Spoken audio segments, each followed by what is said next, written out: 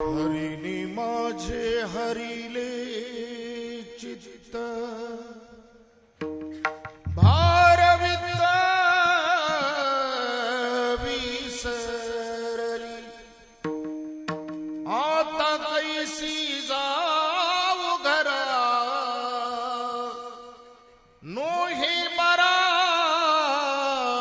हालौकिक पारखियांच्या सांगत गोष्टी घरची कुटी खातील आता कैसी जाऊ घरा नो हे बरा हालौकिक तुका म्हणे भासे जन ना तुका म्हणे निवांत राहे पाहिले पाहे परतोनी आता कैसी जाऊ घरा नो हे बरा हालौकिक विठ्ठल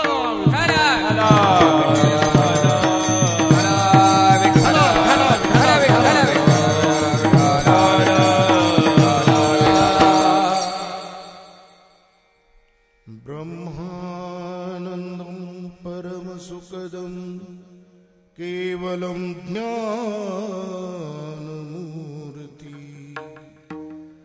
द्वन्द्वादितं गगनसदृशं तत्त्वमस्यादिलक्षणम् एकं नित्यं विमलमचलं सर्वैः साक्षीभूतम् भावार्थितं त्रिगुणरहितं सद्गुरुतं नमामि। नमो सद्गुरु साधु राजा प्रदीपा नमो सद्गुरु विश्व चैतन्य रूपा नमो सद्गुरु पूर्ण ब्रह्मा परेश नमो सद्गुरु श्री पुरंदरायधीश अखंड मंडलाकारं व्याप्तं येन चराचरं तत्पदं दर्शितं तस्मै श्री गुरवे नमः। राजाधिराज योगिराज पुरंदरायधीश परब्रह्म सच्चिदानंद श्री सद्गुरु साधु बाबा महाराज की जय। हरिने माझे हरिले चित्त भारवित विसरली। ऐका, आज या ठिकाणी अखंड हरिनाम सप्ताह, मूर्ती स्थापनेचा वर्धापन दिन आणि हा कार्यक्रम हरिभक्तीपरायण गुरुवर्य गुरु बाबा औसेकर व श्री गहिनीनाथ महाराज औसेकर यांची ही सुंदर अशी या ठिकाणी या कार्यक्रमाला आशीर्वाद ती परंपरा आणि विशेष करून ज्यांचा फार मोठा एक अधिकार संपन्न असलेली व्यक्ती जे श्री गुरु माऊली महाराज वाळुंजकर आणि या कार्यक्रमाला ज्यांचं मार्गदर्शन आणि सहाय्य विशेष करून असतं ते पांडुरंग खेचे माजी सरपंच आणि मला वाटतं कमिटीवरती पण कृषी उत्पन्न बाजार समितीवरती डायरेक्टर होते, सभापती होते आणि म्हणून असा सुंदर हा कार्यक्रम आणि या कार्यक्रमाची सांगता या ठिकाणी काल्याच्या या कीर्तनानी तुकोबरायांचा हा अभंग गवळणरूपी अभंग, पण या अभंगाचं वैशिष्ट्य हे की परमार्थामध्ये ज्या गवळणीची उच्चतम स्थिती प्राप्त झाली तिला, आणि ती काय लक्षण आहे ते लक्षण सांगणारा हा अभंग आहे. विठ्ठल विठ्ठल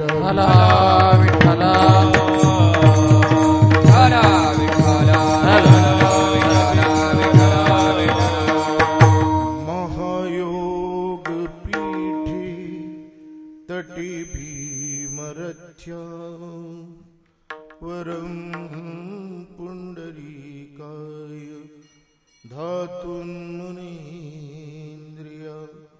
समागस्ततिष्ठन्त महानन्दकन्दं परब्रह्मलिङ्गं भजे पाण्डुरङ्गं. पाण्डुरङ्गकारू प्रथम नमन, पाण्डुरङ्गकारू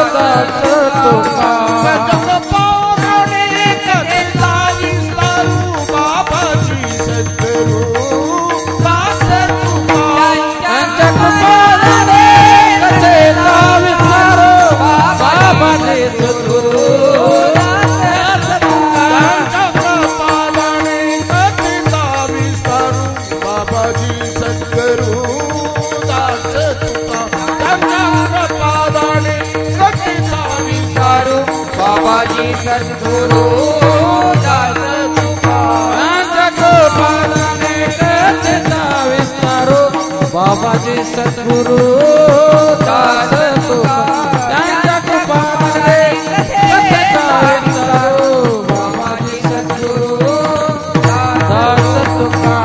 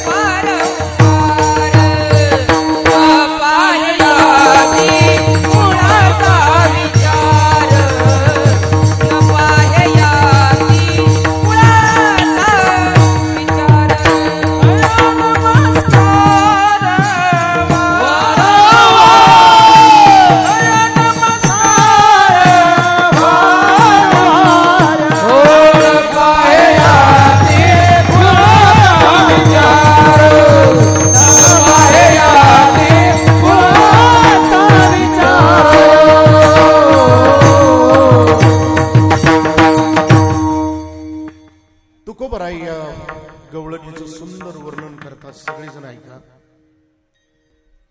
त्या वृंदावनामध्ये एक गोपिका यमुनेच्या तीरावरती येऊन बसलेली होती एकांतामध्ये. नारद मुनींचं आगमन झालं. फार सुंदर कथा आहे.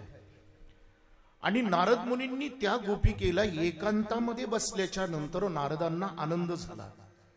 नारदांना असं वाटलं की सगळ्या संसाराचा, सगळ्या प्रपंचाचा त्याग करून एकांतामध्ये आलेली ही गवळण नक्कीच भगवत प्राप्तीसाठी या ठिकाणी बसलेली आहे. आणि नारदांना आनंद झाला. पण नारदांना पाहिल्याच्या नंतर बाकी ही गवळण नारदांना साष्टांग प्रणिपात करते. आणि नारद तिची स्तुती करतात की संपूर्ण गावाचा, घरातल्या लोकांचा, सगळ्यांचा त्याग करून अगदी यमुनेच्या तीरावरती निवांत ठिकाणी चिंतन करताय, मला फार आनंद झाला. पण ही गोपिका नारदांना म्हटली की तसं अजिबात नाही नारद मुनी, तुम्हाला जे वाटतंय अगदी त्याच्या विरोधाभास माझी स्थिती आहे. म्हटले काय? म्हटले की मला माझ्या चित्तामध्ये तो श्रीकृष्ण बसलेला, त्याला माझ्या चित्तातून काढून टाकायचा आहे, म्हणून मी इथं आले.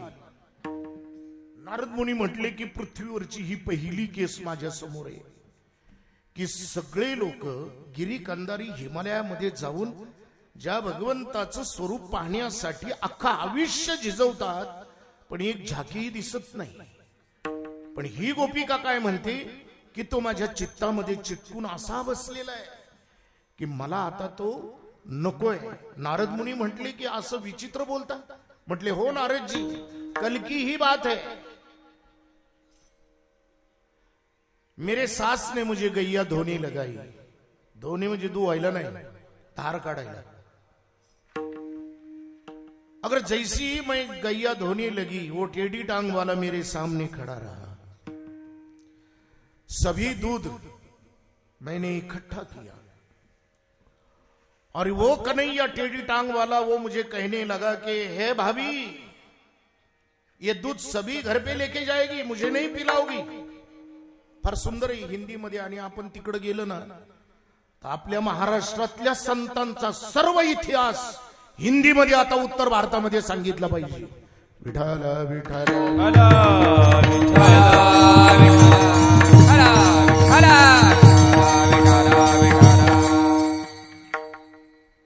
जसे श्रीकृष्ण भगवंत त्या गवळणीला, त्या गोपिकेला म्हणू लागला की सगळंच घरी घेऊन जाणार, मला देणार नाही. आणि ती गवळण त्याच्या रूपाला इतकी काही भाळली. ऐका बर का, त्याचं स्वरूपच तसं होतं. सुंदर वर्णन केले नाथ महाराजांनी. अनेक अवतार देवानी घेतले, पण कृष्णासारखं रूप इतर कुठल्याही अवतारामध्ये नाही. अनेक अवतारी अवतरला देव, परी अवताराचा नवला हो. वेदा न कळे अभिप्रावो, अगम्य लीला हरी पहाओ. त्याच्या लीला ही वेगळ्या, त्याचं रूप ही वेगळं. इतकं सुंदर, इतकं सुंदर.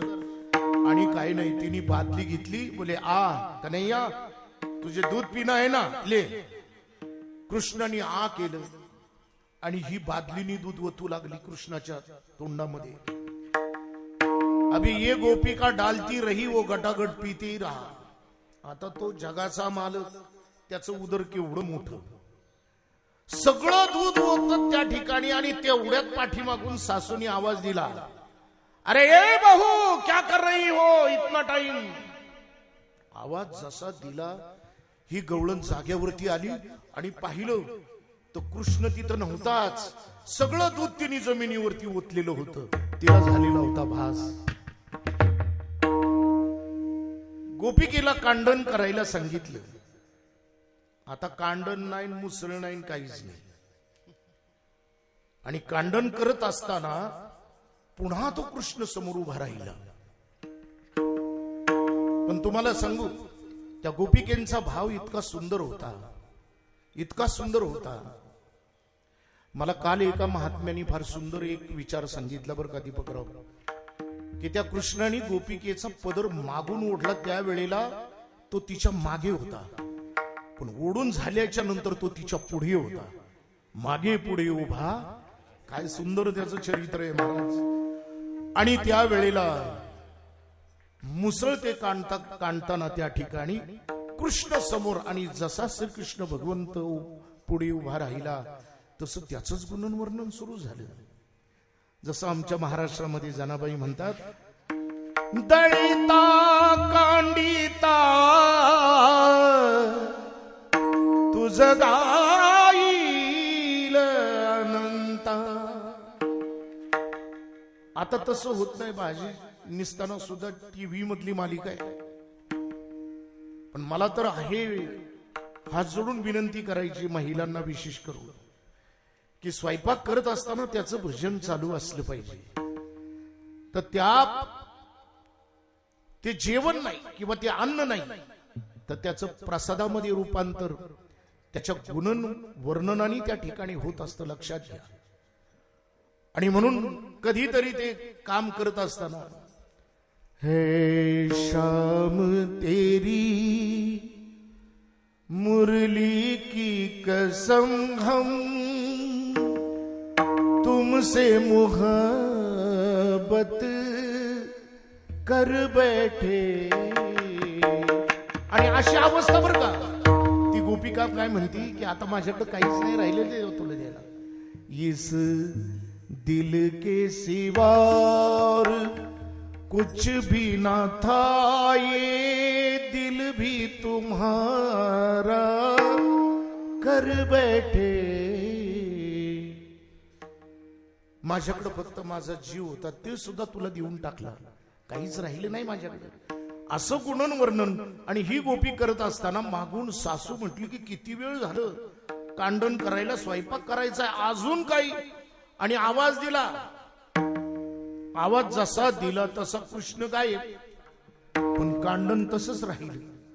आणि मग ही गोपी म्हटली की नारदजी, अशी अनेक काम केवळ आणि केवळ तो माझ्या चित्तामध्ये बसल्याच्या मुळे माझ्याकडनं सगळी कामं चुकायला लागली. आणि घरातली सासू मला इतकी ताडायला लागली, इतकी बोलायला लागली, मला नकोस झालं. आणि म्हणून मी या ठिकाणी आले, कारण माझी अवस्था अभंगाचं पहिलं. हरीने माझे हरिले चित्त, हरीने माझे हरिले चित्त, हरीने माझे हरिले चित्त,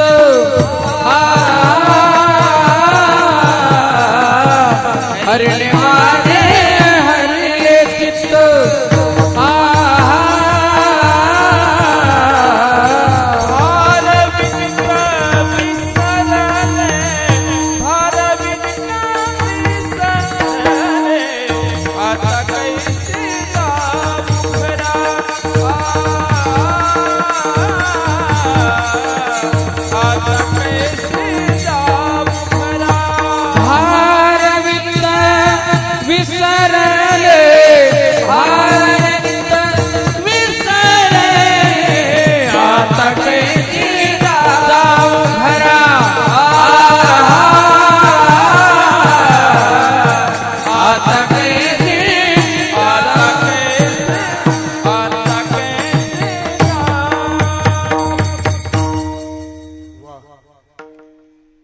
खामकर महाराजांचे बंधू आहे राधाकृष्ण, ते माझ्या कथेला तबल्याची साथ करतात. फार सुंदर गोड मुलं आहे ती. आणि मला वाटतं ही पांचाळ, अभिमन्यू पांचाळच्या मला वाटतं शिडीमध्ये तुम्हीच वाजवलेलं आहे, बरोबर ना? विठ्ठल विठ्ठल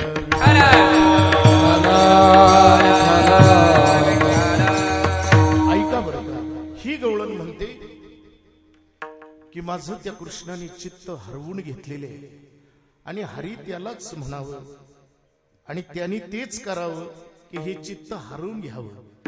कारण तुम्हाला सांगू, प्रपंच याची व्याख्या काय? आम्ही प्रपंचामध्ये इतके एकरूप होतो. प्रपंच म्हणजे ज्याच्यामध्ये आपलं कुणीच नाही, सगळे परके, त्याला प्रपंच म्हटलेले आहे. विठाल विठाल.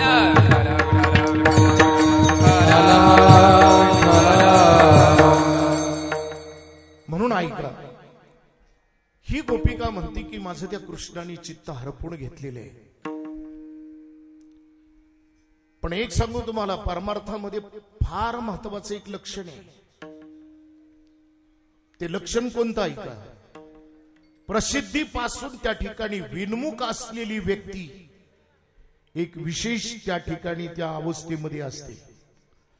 मी काल 85 वर्ष वय मामासाहेब दांडेकरांनी ज्यांना ज्या अत्यंत कठीण ओव्या, ज्याचा गहन अर्थ आहे, त्या ओव्यावरती ज्यांनी त्यांना प्रवचन करायला लावावं आणि मामासाहेब दांडेकरांनी ती श्रवण करावी, अशा व्यक्तीला काल भेटलो मी.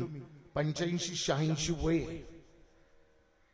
एवढा संस्कृत वरती जबरदस्त उपनिषद, वेद, आणि 12व्या वर्षी घर सोडलं.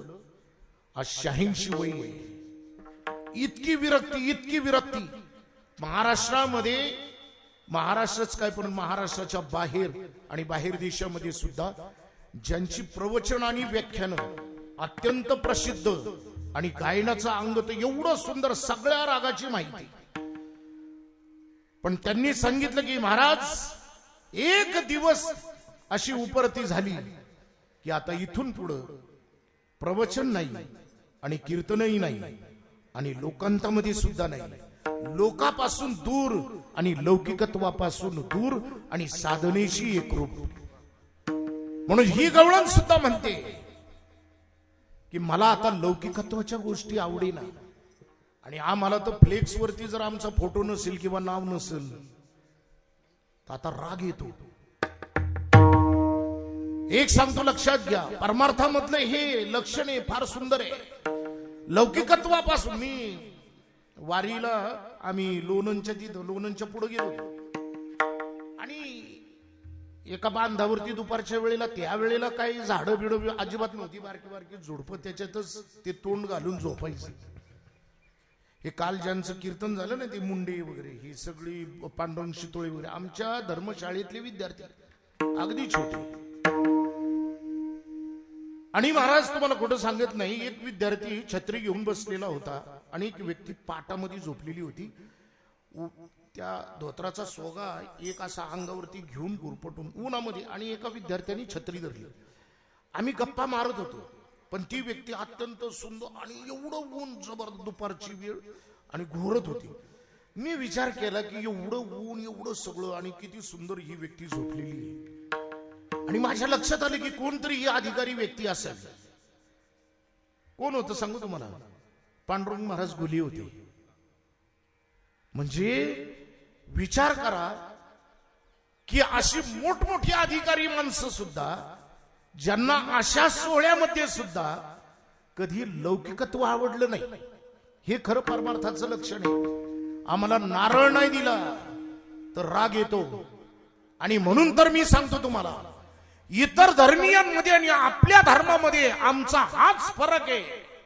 काय फरक आहे? आम्हाला लौकिकत्व जास्त आवडतं आणि इतर धर्मामध्ये फक्त आणि फक्त त्याग आहे, पण लौकिकत्वापासून दूर आहे. विठाल विठाल.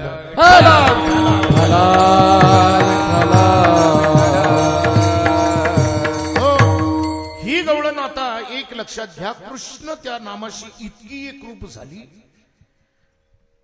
की ती बाजाराला जात असताना ती रस्ताही विसरली. तुकोबरायांनी फार सुंदर वर्णन केले. मैं भूली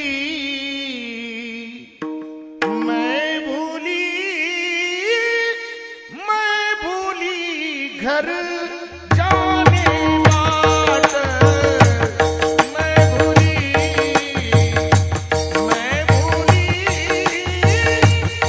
भूली घर जाने बाट, मैं भूली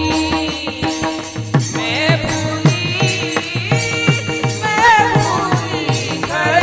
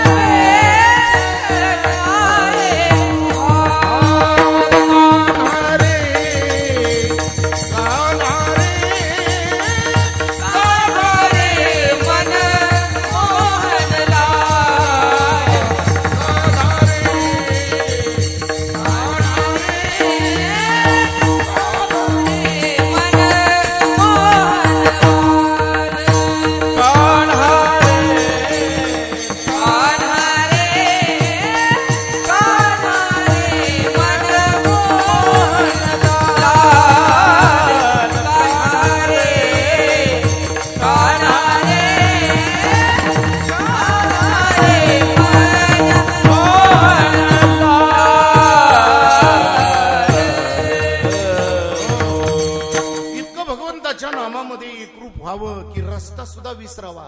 लौकिकत्व सुद्धा आवडेना अभंगाचं दुसरं चरण.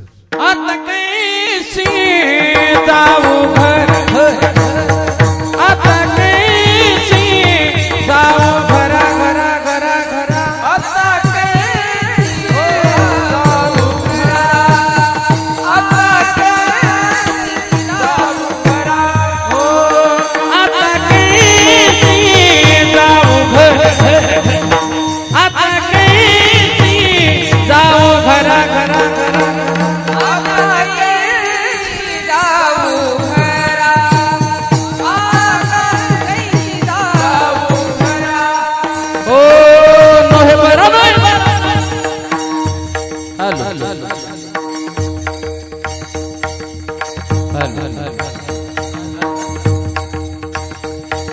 नोहे बरा नोहे बरा नोहे बरा नोहे बरा नोहे बरा लौकिक, नोहे बरा नोहे बरा नोहे बरा नोहे बरा लौकिक, आता कैसी जाऊ घरा घरा, आता कैसी जाऊ घरा, नोहे बरा नोहे बरा नोहे बरा लौकिक, नोहे बरा नोहे बरा लौकिक, आता कैसी जाऊ घरा, आता कैसी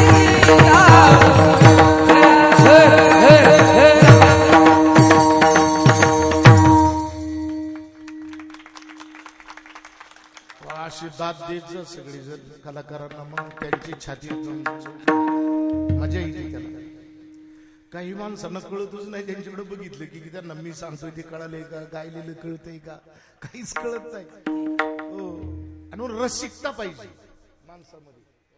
हो, मी सांगेल पुढे तुम्हाला की माणसाच्या जीवनामध्ये कशाची आवश्यकता आहे आणि ती पाहिजेच. ऐका, ही गवळण पाण्याला यमुनेला जात असताना देवाने त्यांना अडवलं. हे चरित्र आपण अनेक वेळा ऐकलं. ऐका, पण देवानी गवळणींना का अडवलं हे सगळ्यात महत्वाचं आहे. भगवंत त्या ठिकाणी गवळणींना उपदेश करतो की अरे किती वेळेला पाण्याला येणार आणि किती वेळा जाणार, किती वेळा जन्माला येणार आणि किती वेळा फजित होणार. त्यापेक्षा हे जन्म मरण खुंटीत करण्यासाठी खरं तर नरते. पण अवस्था काय झाली, अज्ञान होतं, आणि ते अज्ञान असल्यामुळं गोपिकेच्या ठिकाणी ती कृष्णाला काय म्हणते ती ऐका. जाऊ दे रे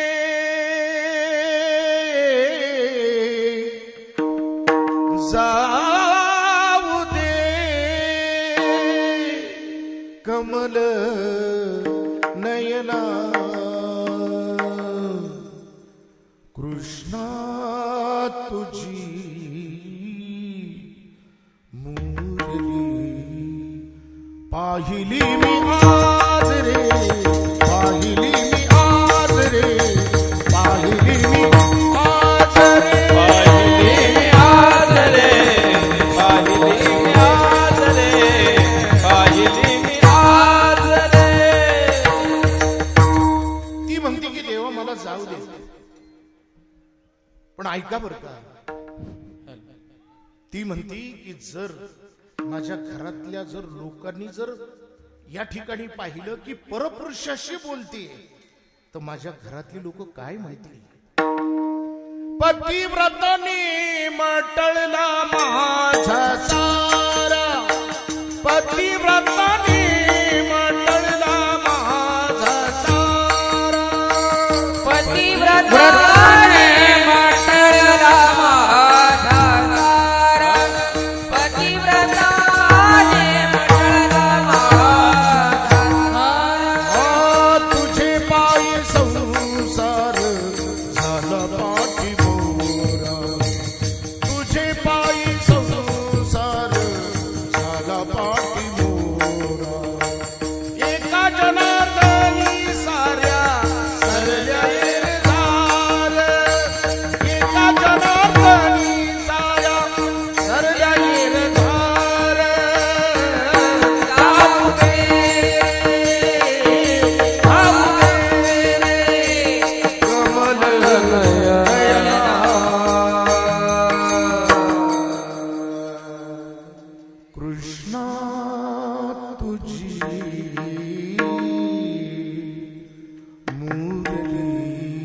पाहिली मी आज रे, पाहिली मी आज रे, पाहिली मी आज रे.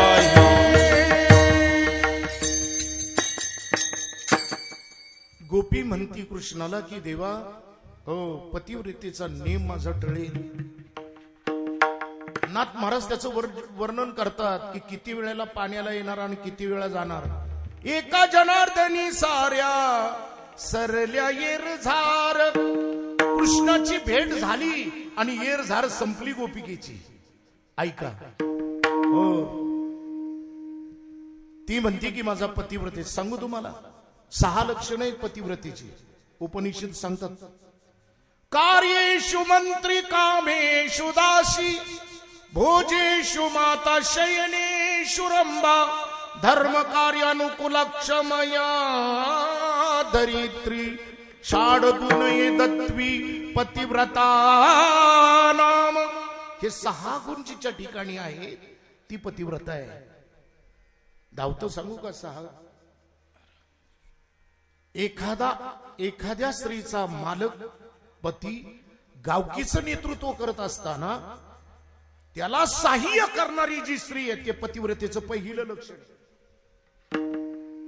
कार्येषु मंत्री म्हणजे तो काम करत असताना एखाद्या मंत्र्याला त्याचा पीए योग्य निर्णय सुचवत असतो, तसं हे धर्माचं काम करत असताना जी स्त्री योग्य विचार ज्या पुरुषाला देते ते पतिव्रतेचं पहिलं लक्षण आहे. कामेषु दासी, त्यांच्या सानिध्यात राहत असताना दासी बनून जी स्त्री राहते. आता हे आवडणार नाही कोणाला, हो त्यांचं दास्यत्व आपल्याला करता यायला पाहिजे. नाहीतर ज्या स्त्रीनी त्यांच्या परस्पर जर आपल्या नवऱ्याला नावं ठेवली तर ती पतिव्रता होऊ शकत नाही. लक्षात घ्या. त्यांच्या सानिध्यामध्ये असताना, मी परवाही सांगितलं ऐका, आमच्या भारतीय स्त्रीमध्ये सगळ्यात महत्वाचा गुण कोणता ते ऐका. आणि म्हणून भारत माता, माझ्या सुखामध्येच त्यांचं सुख आणि माझ्या आनंदामध्येच त्यांचा आनंद, ही जी मानते ती महिला नाही तर आमच्या या देशातला तो महिमा आहे. म्हणून ऐका, दुसरं लक्षण सांगितलं की जी पतीची सेवा करत असताना जिच्या मनामध्ये कधी असूया निर्माण होत नाही, ते पतिव्रतेचं दुसरं लक्षण. भोजेषु माता तिसरं लक्षण. जेवत असताना जी स्त्री आपल्या पतीला आग्रह करून करून वाढते. बघा ना तुम्ही, कारलं केलंय मी, वेगळ्या पद्धतीचं केलेलं आहे, तुम्ही खाऊन तर पहा असा आग्रह. नाहीतर खायचं असलं तर खा. पण आमची अवस्था अशी झाली बरं का दीपकराव, की बायकोशी वाकडं तर खा चुलीतली लाकडं, अशी आमची अवस्था झाली. सुरेशराव बरोबर आहे का चुकीच आहे? म्हणून ऐका बरं का, तिने म्हणावं अहो तुम्ही खाऊन तर पहा, आग्रह करावा. हे तिसरं लक्षण आहे. शयनेषु रंभा, आमच्या या धर्मामध्ये शयनग्रहामध्ये म्हणजे ज्याला आजचं बेड, त्याच्यामध्ये स्त्रियांनी शृंगार करावा. आता काय होतं, अॅम्युनिशन फॅक्टरीवरनं यायची वेळ झाली त्यांची की यांनी मला त्या मिस्त्रीचा त्वाबरा भरायचा आणि केस सोडायची. ते फॅक्टरीवरनं आलं ना डबा घेऊन की त्यांनी चहा सुद्धा मागून आहे असं मॉडेल दिसत.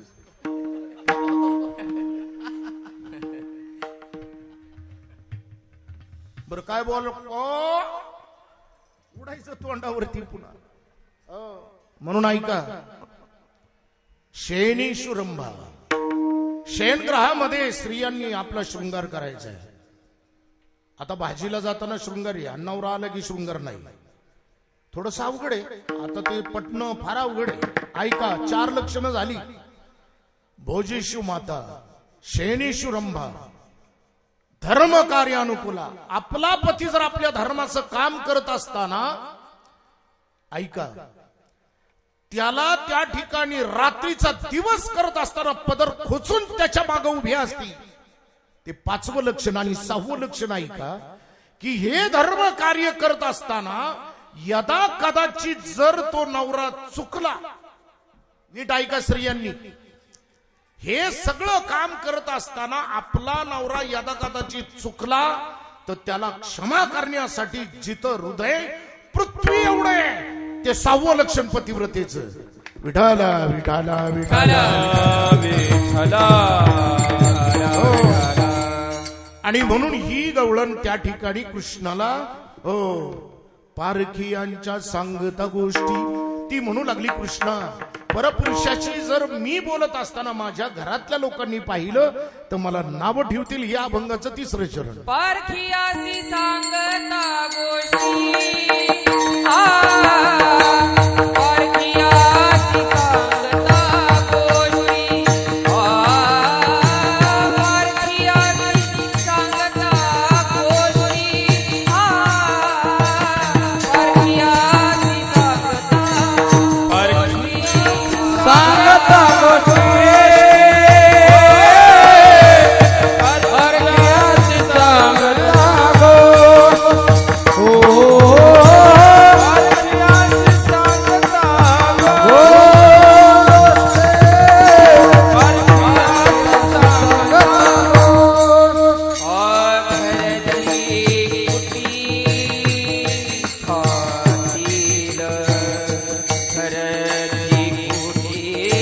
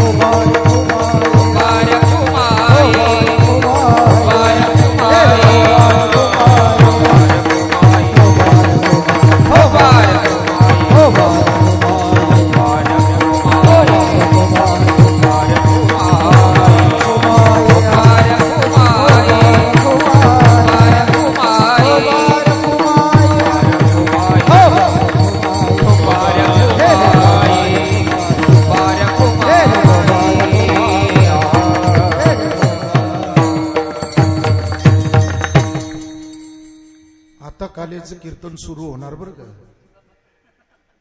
हो ऐका,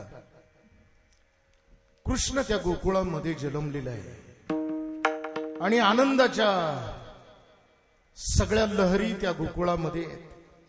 नंदराजाच्या वाड्यामध्ये तो पुत्र उत्सव इतका सुंदर. सगळ्या त्या गोकुळामध्ये अनेक वाद्य वाजू लागली. तुतारे भोवरे वाजंत्री वाजती, तुतारे भोवरे वाजंत्री वाजती, तुतारे भोवरे वाजंत्री वाजती, तुतारे भोवरे वाजंत्री वाजती, भोवरे वाजंत्री वाजती, तुतारे भोवरे वाजंत्री वाजती, तुतारे भोवरे वाजंत्री वाजती, तुतारे भोवरे वाजंत्री वाजती. ऐका बरं का, सगळी वाद्य वाजू लागली. सगळे गोपकडी सुंदर असे कपडे परिधान केलेली, रंगीबेरंगी पगड्या, सुंदर धोतर आहे, कमरेला शेळा आवळलेला आहे आणि ते झांज पथक त्या ठिकाणी नंदराजाच्या वाड्याकडे निघाले. सगळे एकमेकाच्या अंगावर फुलं उधळू लागले, लोण्याचे गोळे फेकू लागले आणि तो आनंदाचा क्षण व्यक्त करू लागले. झन झन झन झन झांज वाजती, झन झन झन झन झांज वाजती,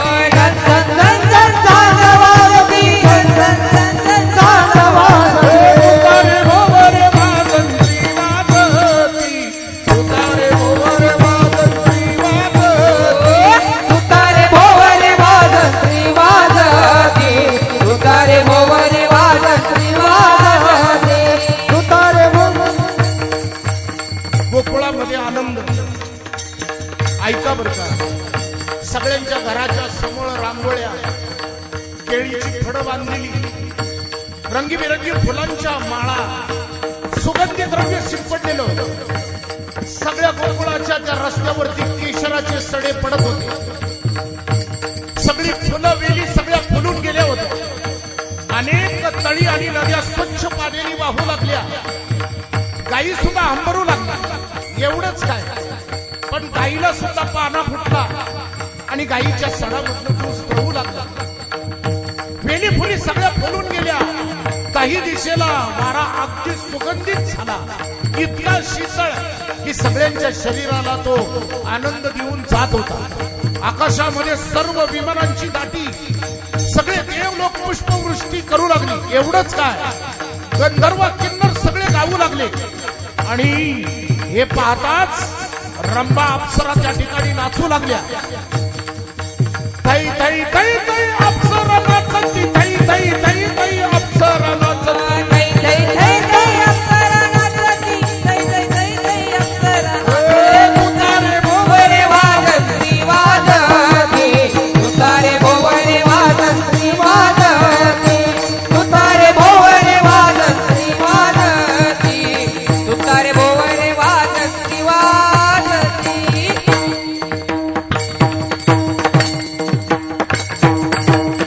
सगळ्या गोकुळामध्ये आनंद साठा. थोड्या वेळामध्ये आपण जास्तीत जास्त चिंतन ऐकायचा प्रयत्न करू. कृष्णाची लीला कितीही जरी सांगितली ती आगाध आहे.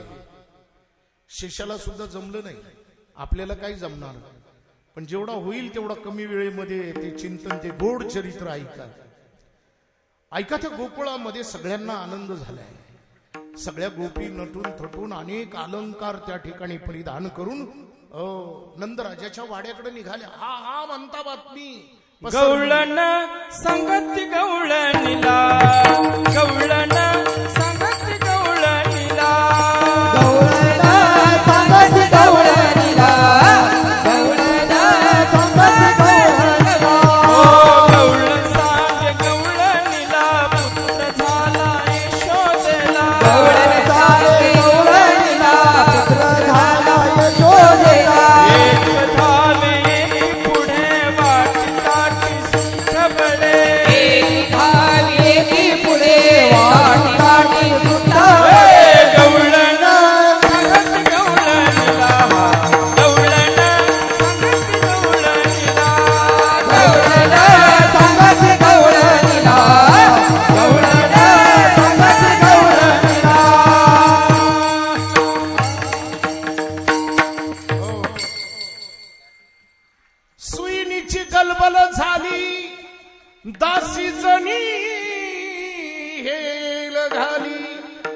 आणि सुंदर असा तो पुत्र सोहळा ऐका.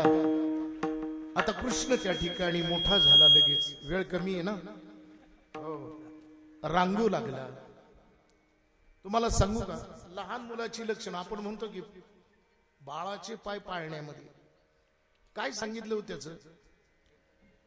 मुलगा आहे ना, जर जे पोटाने जर पुढं सरकायला लागलं तर म्हणायचं, समजायचं की अप्पलपुटी होणार आहे. आणि उजव्या गुडघ्यानी जर पुढे गेलं तर ते पुढचंच होणार आहे. डाव्या गुडघ्यानं रांगत, डाव्या गुडघ्यानं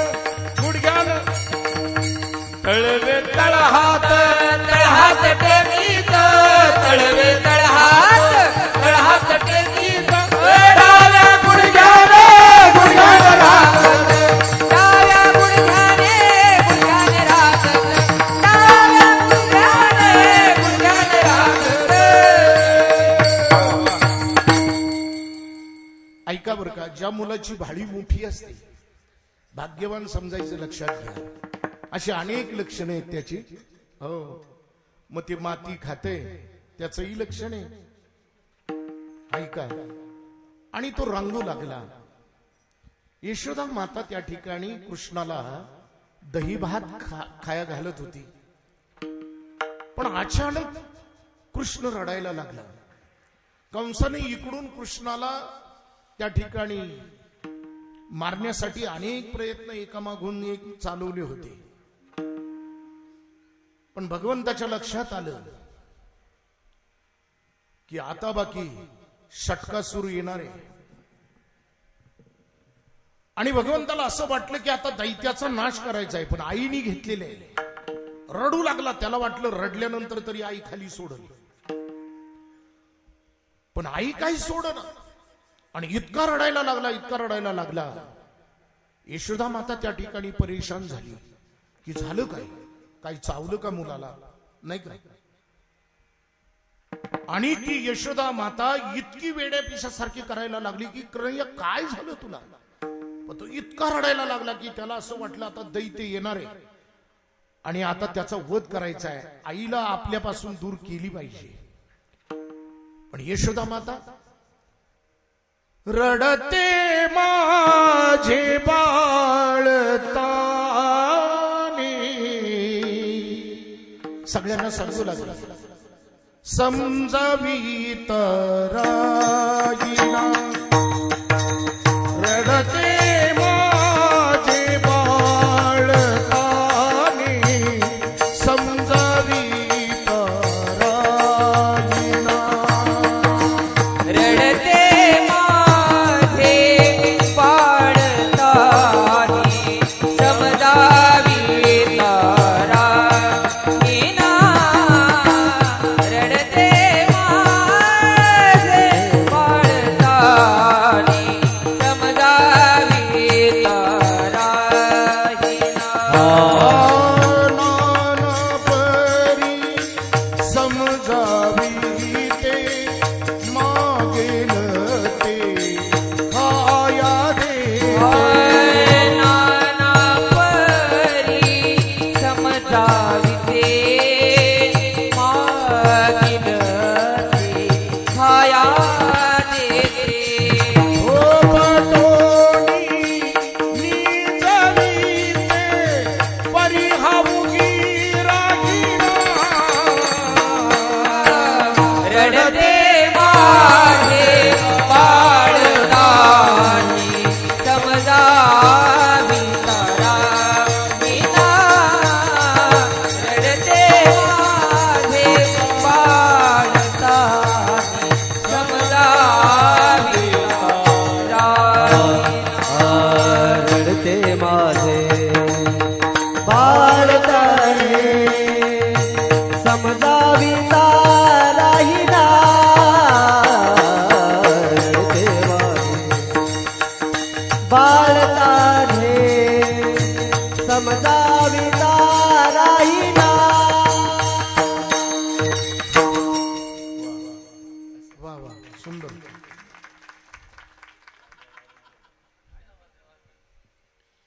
ते वाजवतायत बी गात्यात बी आणि सिस्टीम बी लावतात वाटतं ते बहुतेक. सगळं ज्ञान असावं लागतं. ऐका बरं का, यशोदा माता नाना प्रकार करू लागली पण रडायचं थांबेना.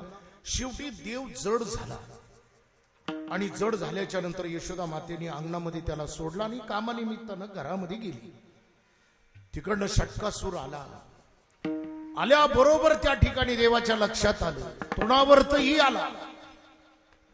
एवढा वारा सुटला जबरदस्त की संपूर्ण धुळीमध्ये संपूर्ण गोकुळ त्या ठिकाणी माखून गेलं. पण देवाने त्या तृणावर्तला आकाशामध्ये नेला आणि गळा दाबून मारून टाकला. पहिलं देवाने कार्य केलं ते तृणावर्त आणि षटकासूर यांचा वध केला. विठ्ठल विठ्ठल.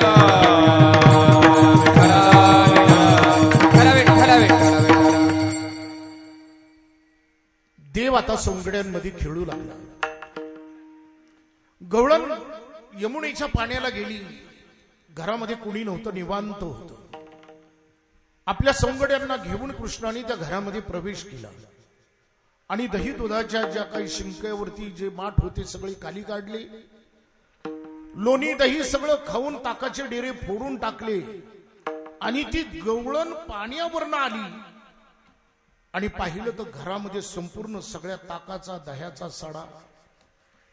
ती गवळण म्हणू लागली की माझं घर, माझं दही, माझं लोणी, माझं ताक, माझं. मग खरंच तुमचं घर आहे का हो? आणि जर असेल तर तुम्हाला शेवटी घेऊन जाता आलं असतं. पण हे तुमचं आहे का? नाही. पण माझं माझं म्हणण्यामध्ये ज्या गवळणीने वेळ घालवला तिला शहाण करण्यासाठी देवानी ही लीला केली. जेणे ज्ञानी व्हावे तेने जग निर्वावे, अज्ञानी लावावे सन्मार्गी. देवाचं कार्य खरं हे होतं. ती गवळणीला गवळण म्हणती की देवाला, अरे तू कोण? नाथ महाराजांनी फार सुंदर वर्णन केले बरं का. हा काळा सावळा ग पोऱ्या कुणाचा बाई. ते म्हणते हा काळा सावळा कोण? अरे कुठला आहेस तू? कोणाचा? माझ्या घरामध्ये माझं माझं दही दूध माझं. पण देव म्हणतो की माझं माझं काय करत बसलीस. म्हणून सगळ्यांना विनंती आहे, जगामध्ये मृत्यूने थैमान घातलं, कैक लाखो माणसं मिली, त्याच्यामध्ये आम्हाला जिवंत ठेवले. आता बास, इथून पुढे फक्त भगवंताचं गुणन वर्णनच करायचं. श्रद्धा रखो जगत के लोगों, अपने दीनानाथ पर, लाभ हानि जीवन ना मृत्यु, सब कुछ उसके हाथ है. लाभ हानि मृत्यू जीवन सगळं त्याच्या हातामध्ये आहे. मारने वाला है भगवान, बचाने वाला है भगवान. पण ऐका बरं का, 80 वर्षाची म्हातारी माणसं घरी आली, पण 22 वर्षाची 24 वर्षाची मुलं हॉस्पिटलमध्ये गेली, ते पुन्हा घरी आली नाही.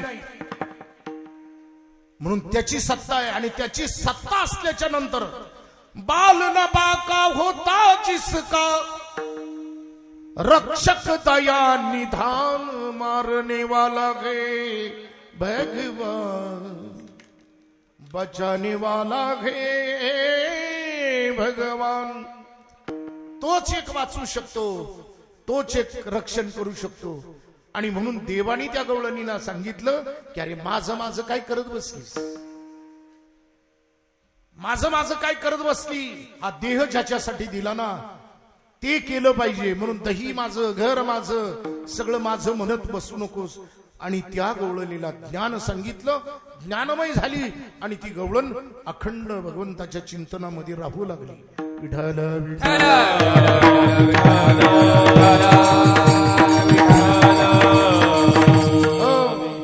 भगवंतानी त्या ठिकाणी त्याचं कार्य सुरूच ठेवलं. सगळ्या गवळणी तक्रारी घेऊन येत होत्या एका आई कबाई यशोदे नवल केले तुझ्या गोविंदे आमची मुले पदी तुडवितो आता यासी बांधीन यशोदे तुझ्या कृष्णाने आमची मुलं तुडवली आणि आता जर तो घरी आला तर त्याला बांधल्याशिवाय राहणार नाही आणि सगळ्यांनी बिल्डिंग लावली आता बिल्डिंग लावायचे दिवस सुरू होतील इलेक्शनची पडघम झाल्याच्या नंतर सगळी बिल्डिंग सगळी टाईट एकदम तुमच्याकडे आहे का नाही मला माहित नाही हा बरोबर टाईट बिल्डिंग होत्या आणि त्या गवळणींनी एकमेकीला इशारा केला आला आला ग बाई आला सावध मागच्या दारानं चोरी केली नंदाच्या पोरान चोरी केली नंदाच्या पोरान चोरी केली नंदाच्या पोरानं. चोरी केली नंदाच्या पोरानं. दारा म्हटली याला कोणालाही बांधता येत नाही हो पण आमच्या महाराष्ट्रामधल्या संतांनी बांधला त्याला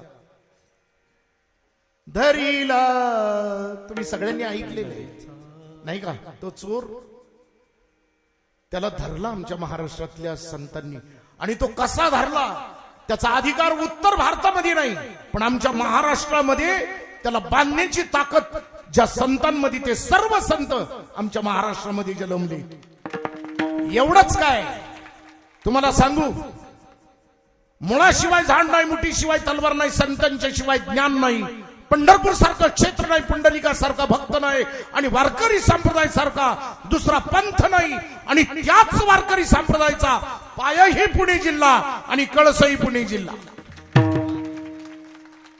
आणि मी सांगू तुम्हाला सगळ्यात तुम्ही जेवढे सगळेजण या गावातले ना तुमच्यासारखं भाग्य तुमचंच कारण 16 पैकी 5 जण प्लेयर तुमच्या गावातले होते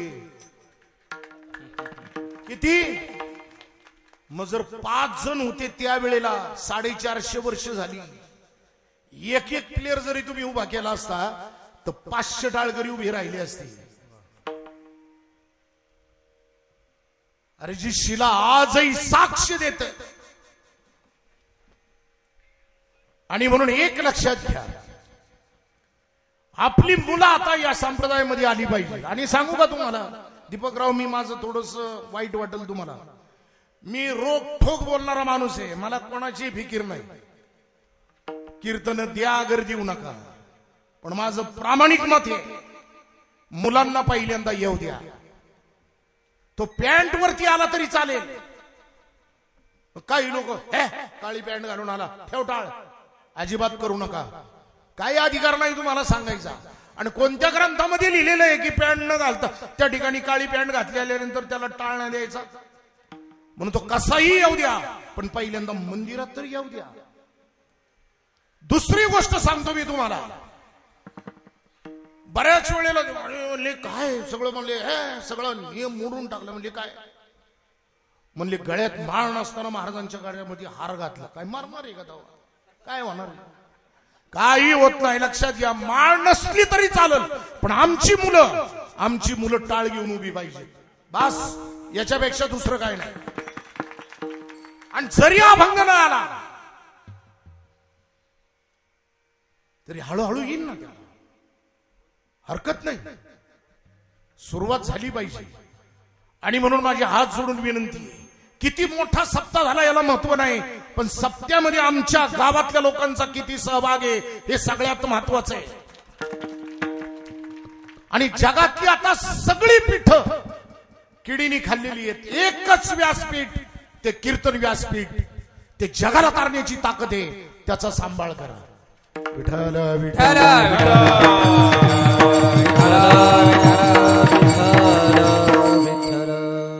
म्हणून ऐका बरं का कृष्णाने सुद्धा सगळे सौंगडे जवळ घेतले आता तो देव होता ज्यांची कपडे नीट नव्हती, ज्यांना खायला नव्हतं, त्या सगळ्या सौंगड्यांना त्यांनी जवळ घेतलं. जवळ घेतलं का नाही?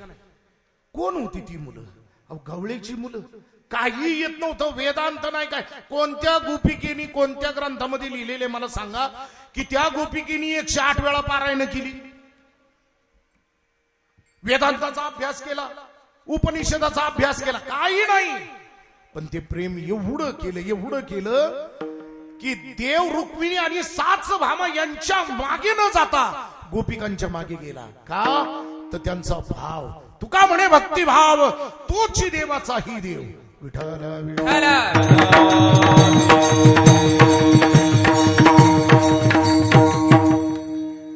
आला आणि त्याला धरला बरं का, आणि उखळाला बांधला. आता फार मोठी कथा आहे. सगळ्या गोकुळामधली दोर द्वारखंड चाराट सगळी संपली. चाराट कशाला म्हणतात हे माहित नाही. आता मोगड कशाला म्हणतात ते माहित नाही. अवघड कार्यक्रम आहे. आता 5वीत असताना पेरत होतो मी. हो, पण हे पाहिजे. आता गेलं ते, जाऊ द्या. चांगले दिवस आलेले, पण चांगल्या, मला सांगा, वाईट दिवसामध्ये आम्ही स्मरण हे सगळं चिंतन करत होतो. मग चांगले दिवस आल्याच्या नंतर आम्हाला काय झालं एक लक्षात घ्या. आणि म्हणून आमच्या धर्मावरती, संतावरती, देवावरती आम्ही प्रेम केलं पाहिजे. कुठल्याही धर्मातला माणूस घ्या, किती खेडेगावामधला असू द्या, त्याला जर विचारलं की तुमचा धर्मग्रंथ कोणता, एका क्षणात सांगणार बायबल. तुमचा धर्मग्रंथ कोणता? कुराण. एका क्षणात सांगणार. आम्हाला विचारू द्या. आमच्या हिंदू धर्मामधल्या लोकांना विचारू द्यात की तुमचा धर्मग्रंथ कोणता. एक सांगल गाथा, एक सांगल ज्ञानेश्वरी, एक सांगल गीता, एक सांगल भागवत. अनेक विचार, अनेक उत्तर. पण आमचा धर्मग्रंथ हिंदूंचा कोणता? तो एकमेव वेद आहे. विठाला विठाला.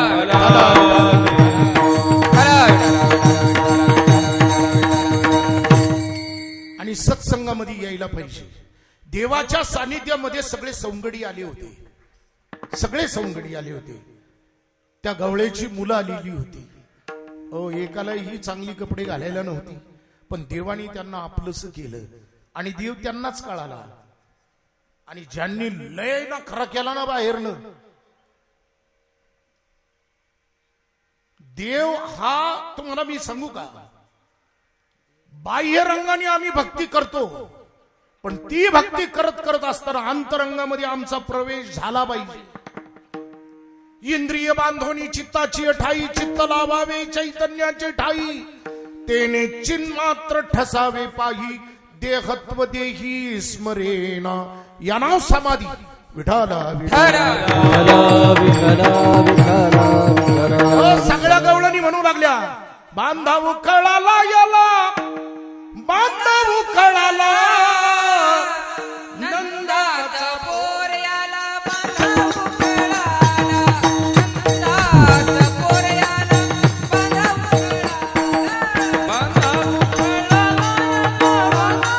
कळाला, नंदाचे याला बांधा उकळाला, ताचा पोर याला बांधा उकळाला. घरात शिरुणी दही दूध खातो, हळूच काना पदरच उडीतो. काय करू याला ग, काय करू याला, नंदाच्या पोरियाला बांधा उखळाला. पण काय झालं, ते उखळाला बांधल्याच्या नंतर नंदराजाच्या घराच्या समोर 2 वृक्ष होते. त्या दोन्ही वृक्षाच्या मध्ये उखळ नेलं, प्रचंड ताकद लावली, दोन्ही वृक्ष उन्मळून पडले आणि कुबेराचे 2 पुत्र यमला अर्जुन त्यांचा उद्धार केला. एक तरी उद्धार कार्य काल्याच्या कीर्तनात सांगावं म्हणून सांगितलं. विठाला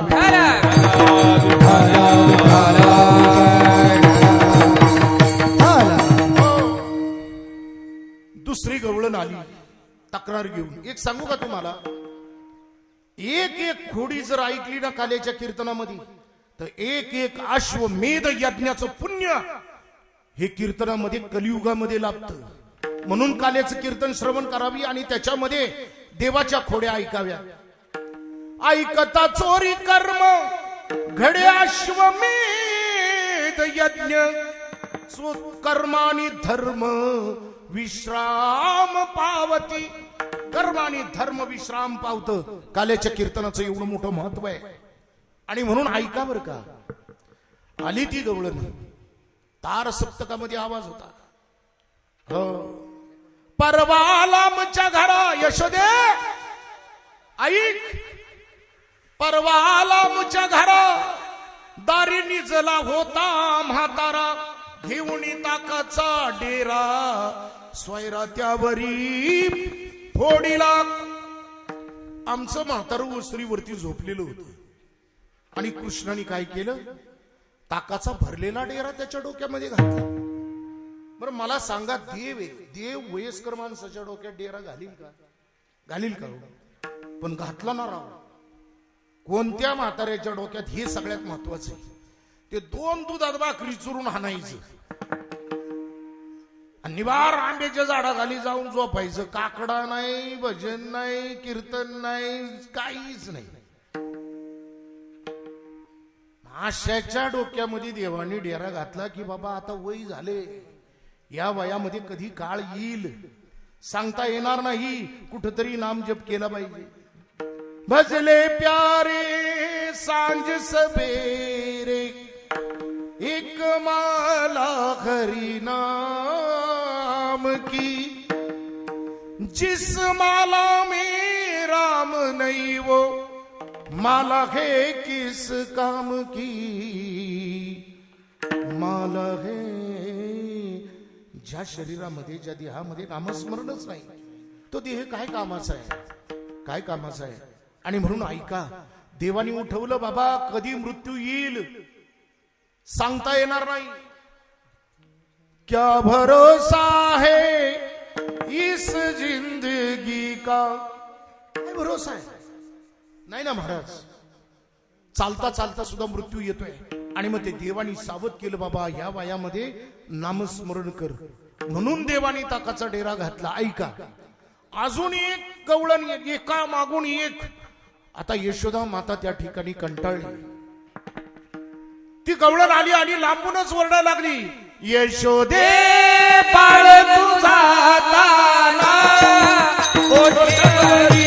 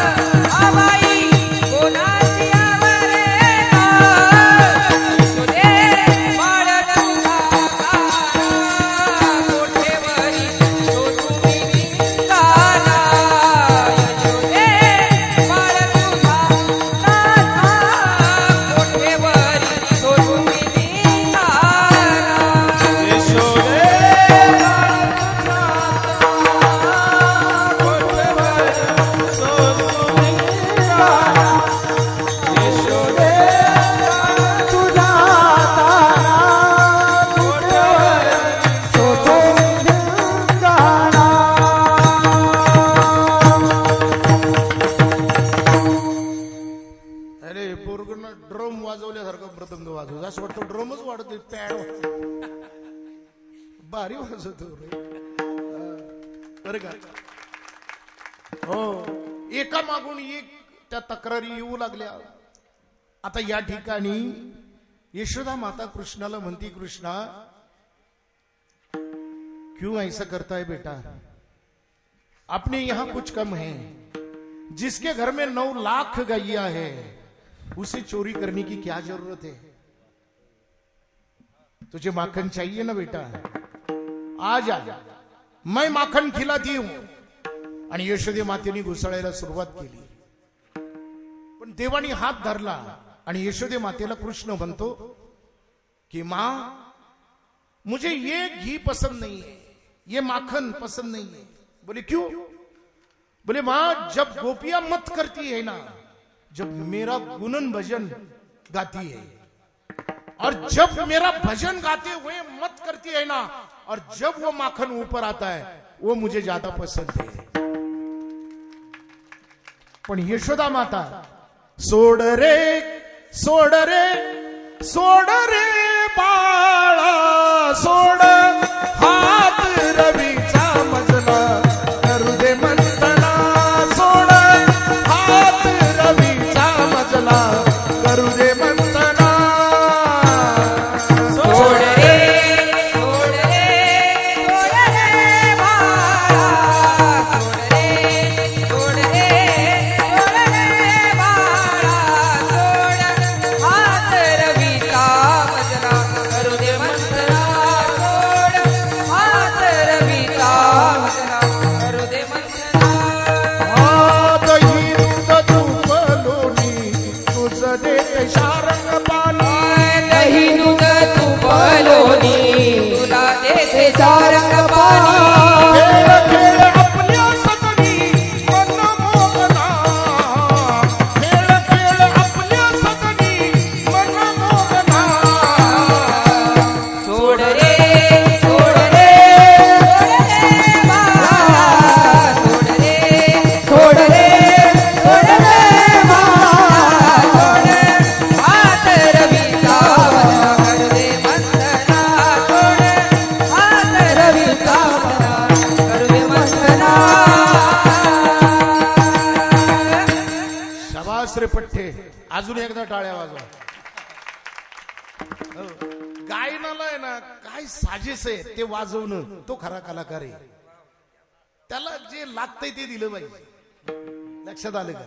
हो, काय हरकत नाही, लय मोठा होशील तू। हो, माईक सेट नाही, काय नाही, पकवात बी कसा, पण हाणतय रगडून। हा.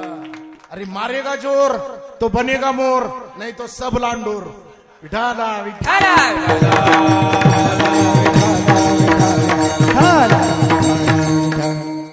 ते महाराष्ट्र मंडळामध्ये आहे ना दीपकराव, दसऱ्याच्या दिवशी एक स्पर्धा असायची। मी 1979 ते 86 पुण्यातले सगळे टायटल मारलेत। ते एकदा हात टेकावला की 1000 जोर मारायचे। गणपत आंदळकर यायचे तिथं, आणि त्या जेल मधले सगळे या रावड्याचे कैदी पैलवान आणि कोल्हापूरची पण सगळी यायची, आणि तिथं आखाडा असायचा।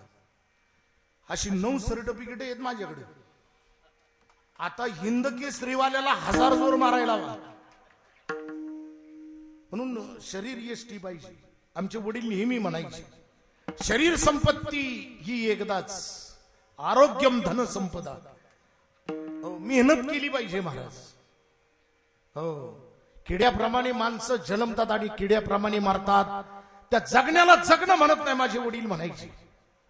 हो, जिंदगी एक हकीकत है ख्वाब नहीं, जिंदगी एक हकीकत है ख्वाब नहीं, ऐसे जीवो कि वो जीने में कुछ अर्थ हो, एक रात जीवो मगर स्मशान जलाते जीवो।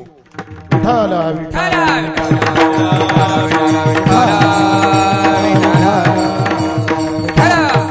हो। असं झाल्याच्या नंतर पुन्हा एक गवळण आली। सारखे एका मागे एक त्या ठिकाणी सगळ्या गवळणी तक्रारी घेऊन येऊ लागल्या। बराच वेळ झाला तक्रारी। सुनमाजी होती गर्भिणी, आता बाकी कळसच झाला। 30 पुसे चक्र पाणी कैसी झाली वो गर्भिणी, तव ती हसू लागे। अजून 2 तास म्हटलं तरी घोड्या सांगू आपण, चालेल ना?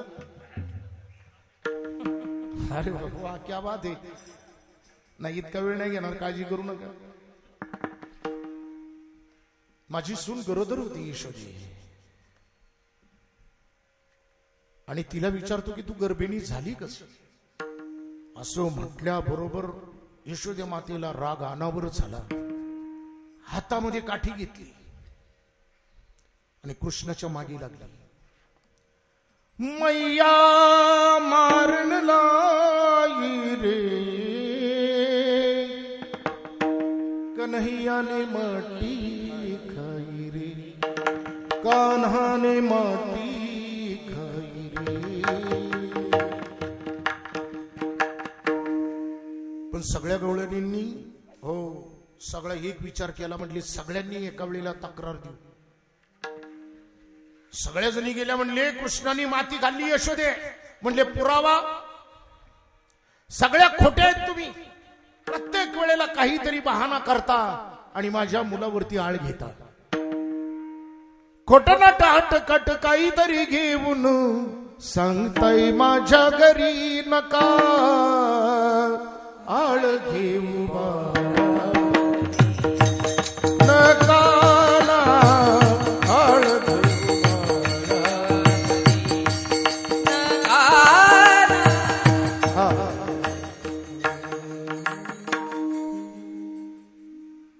खोट नट बोलू नका सर खरं तुम्ही सांगा मला ग नका आळ घेऊ बाळावरी. नका आळ घेऊ बाळावरी. नका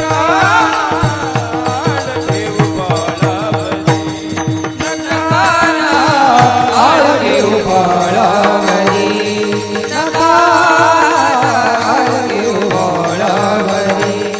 नका आळ घेऊ बाळावरी. यशोदा मने मी हलवित पाळणा.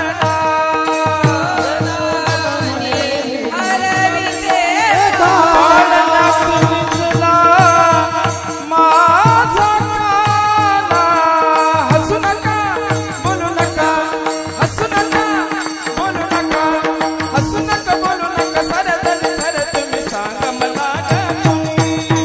हसू नका बोलू नका सरदन खरं तुम्ही सांगा मला ग नका आळ घेऊ बाळावरी.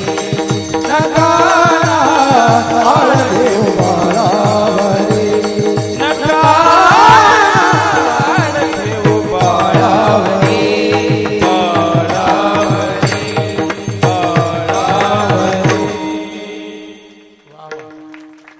असं म्हणतात ना, खमक्या गडी पाहिजे तसे आमचे खामकर महाराज आहेत कीर्तनामध्ये.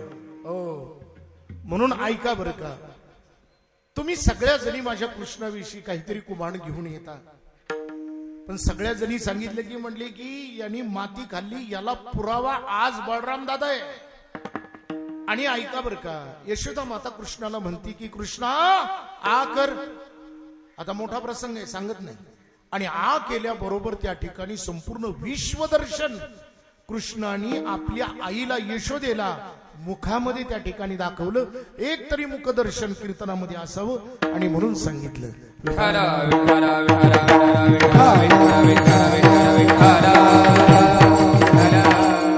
ज्या गवळणींना, ज्या गोपिकांना देव कळाला त्यांची अवस्था वेगळी आहे, आणि ज्यांना देव कळाला नाही त्यांची अवस्था वेगळी आहे.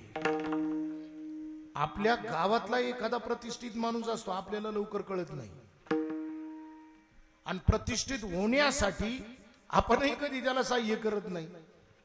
आम्ही आमच्या मुलाला बाळासाहेब म्हटलं तरच गाव बाळासाहेब म्हणणार आहे, अन्यथा सगळी बाळ्या म्हणतील, लक्षात ठेवा.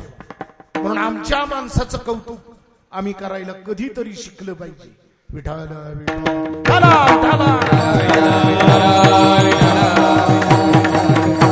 हो, पण ज्यांना देव कळाला नाही ती वैतागली, आणि ज्यांना देव कळाला त्यांना वैराग्य प्राप्त झालं.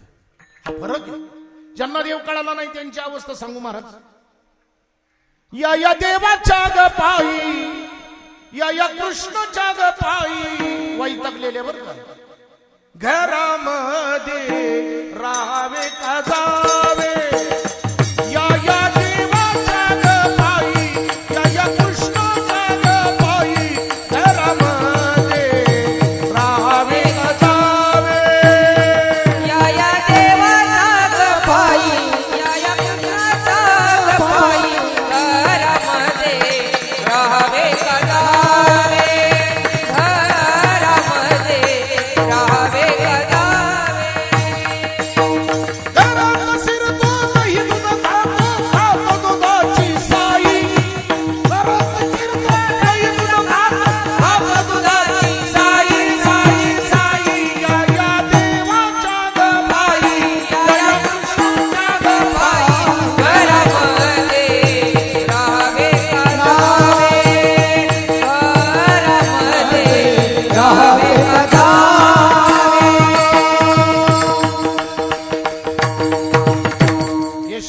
असं वाटतं गाव सोडून जावं, घरामध्ये राहू नाही, एवढा त्रास कृष्णाचा. ज्यांना कळाला नाही ते, आणि ज्यांना तुकोबराया कळाले त्यांना डायरेक्ट मोक्ष मिळाला. पण ज्यांना कळालेच नाही त्यांना पुन्हा एकदा अनेक याच्यामध्ये योनीमध्ये जन्म घ्यावा लागला. शिळा सुद्धा जिथं पावन होते, शिळेच्या सुद्धा त्या ठिकाणी सगळे लाखो माणसं मस्तक आपलं टेकवतात. ती शिळा सुद्धा धन्य झाली, पुण्य झाली. हा देव होणार नाही. तुम्हाला सांगू का, पुण्यामध्ये अत्यंत श्रीमंत माणूस होता.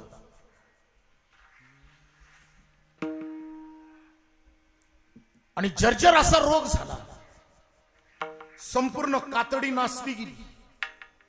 अनेक उपाय झाले, एवढी श्रीमंती होती, पण काही उपाय होईना. मरण हाच उपाय. आणि कुणीतरी सांगितले की अहो इकडे तिकडे कशाला फिरताय, देहू क्षेत्रामध्ये महान महात्मा कृपादृष्टी जरी झाली तरी बरे व्हाल. पण हा श्रीमंत माणूस म्हटला नाही नाही, लय मोठमोठ्या देव ऋषाकडे जाऊन आलो, आणि आमचं निम्म जीवन देव ऋषाकडेच. पण म्हटले आता सगळं केले, एकदा आमचं ऐका. आणि या श्रीमंत माणसाने त्यावेळेला घोडा टांगल्या आणि देहू क्षेत्राकडे आगेकूच केली. देहू क्षेत्रामध्ये गेल्याच्या नंतर कळालं की तुकोबराया लोहगाव ही या ठिकाणी आहे. आणि लोहगाव मध्ये आली. तुकोबरायांचं कीर्तन कुठं होतं? लोहगाव मध्ये. असं एकमेव हे गाव आहे की जिथं तुकोबरायांची सगळ्यात जास्त कीर्तनं झाली. आणि म्हणून तुम्ही नशीबवान आहात. हे संपूर्ण महाराष्ट्रच काय, पण उत्तर भारतामध्ये सुद्धा या कथा त्या ठिकाणी मी सांगतो. कधीतरी स्मरण व्हावं की ज्या भूमीमध्ये आम्ही जन्म घेतला, अरे ही पुण्यभूमी आहे. साहित्य कला उदम संस्कृती येथे न काही उणे, उद्या भारता भूषण व्हावे असे आमचे पुणे. विठाला विठाला एवढी गर्दी होती की तुकोबराया उभे राहिले होते, तेवढी जागा शिल्लक राहिली होती. कुठं घडलं? कुठं घडलं? लोहगाव मध्ये. ऐका, कचेश्वर नावाचे हे ग्रहस्थ पुण्यातून आलेले होते आणि तुकोबरायांचं ते कीर्तन नाचू लागले. कीर्तनामध्ये नाचू लागले. आणि श्रीमंत माणूस त्या वेळेला आल्याच्या नंतर सगळे म्हणले अरे रे या या या या या. बसायला जागा नव्हती. तुकोबरायांच्या पायापाशीच फक्त जागा राहिली होती थोडी. तिथं हा ग्रहस्थ बसला. ऐका, जी संपूर्ण कातडी सुद्धा नासलेली होती, पाणी त्याच्यातलं गळत होतं. आणि अशा वेळेला तुकोबरायांचं ते कीर्तन रंगात आलेलं. तुकोबराया नाचायला लागले आणि या श्रीमंत माणसाला वाटलं आता पडतील, म्हणून हात लागला. स्पर्श जसा तुकोबरायांच्या पायाला झाला तशी दिव्य काया झाली. हे कुठं घडलं? या लोहगाव मध्ये. म्हणून एक लक्षात घ्या, कीर्तन चांग कीर्तन चांग कीर्तन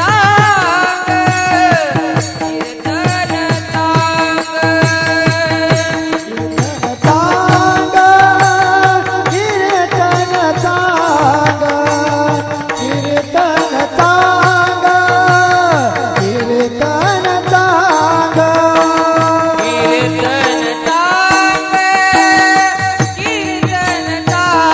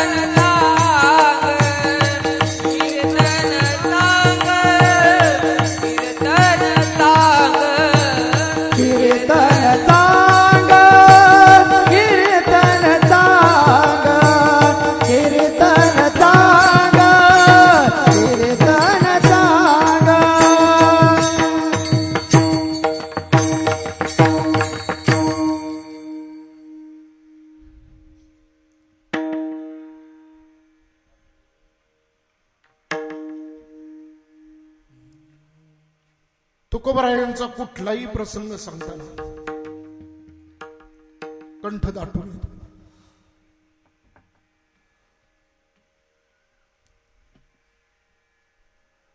आणि म्हणून लक्षात घ्या, तुम्ही फार नशीबवान आहात. ज्या भूमीचा स्पर्श जरी झाला तरी आमचे कुचकट असलेले विचार हे शुद्ध होतील. आणि अशा भूमीमध्ये त्यांच्या या परंपरेचे तुम्ही वारस आहात. आणि म्हणून ऐका बरं का, की देवाला आता ज्यांनी ओळखलं नाही, तुकोबरायांना ज्यांनी ओळखलं नाही, ज्यांनी तुकोबरायांना ओळखलं ते धन्य झाले. श्रीमद भागवतामध्ये फार सुंदर एक श्लोक आहे. भाग्योदयेन बहुजन्म समर्जितेन सत्संगच्च लभते पुरुषो यदावह. अनेक जन्माचा पुण्याचा साठा व्हावा, अनेक जन्माचा. आणि तो साठा झाल्याच्या नंतर ज्या दिवशी तो उदय होईल भाग्याचा, त्या दिवशीचा अशा भूमीमध्ये जन्म आहे. विठाला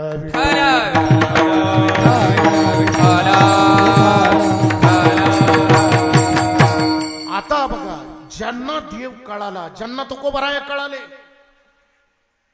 त्यांची अवस्था.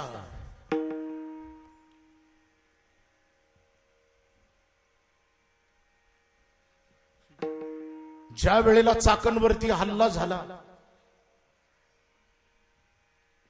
तुकोबरायांचा वैकुंठ गमन झालं, आणि पुन्हा एकदा शाहिस्ते खानाने 40,000ची फौज पुण्यावरती आणली. आणि नाशिकवरनं येत असताना चाकण त्या शमशेरीच्या टोकावरती. पण तुकोबराया गेल्याच्या नंतर तुकोबरायांच्या त्या अभंगाच्या वह्या संताजी महाराज जगनाडे यांच्या वाड्यामध्ये ठेवलेल्या होत्या. आम्हाला इतिहास माहित नाही. आणि सगळा समाज त्याच्यानंतर तुकोबरायांचं जर दर्शन घ्यायचं असेल तर 2 गावं होती, लक्षात घ्या. एक तर ज्या ठिकाणी तुकोबरायांच्या वह्या ठेवल्या होत्या ते चाकण, आणि ज्या ठिकाणी तुकोबरायांची सगळ्यात जास्त कीर्तन आणि ती शिला होती, त्या गावामध्ये तुकोबरायांचं दर्शन घेण्यासाठी तुकोबरायांचं गमन झाल्यानंतर समाज येत होता. पण बेचिराग केलं चाकण. तेलाच्या व्यापारी सगळे त्या ठिकाणी. आणि संताजी जगनाडे अत्यंत लहान वयामध्ये तुकोबरायांच्या सानिध्यामध्ये आले.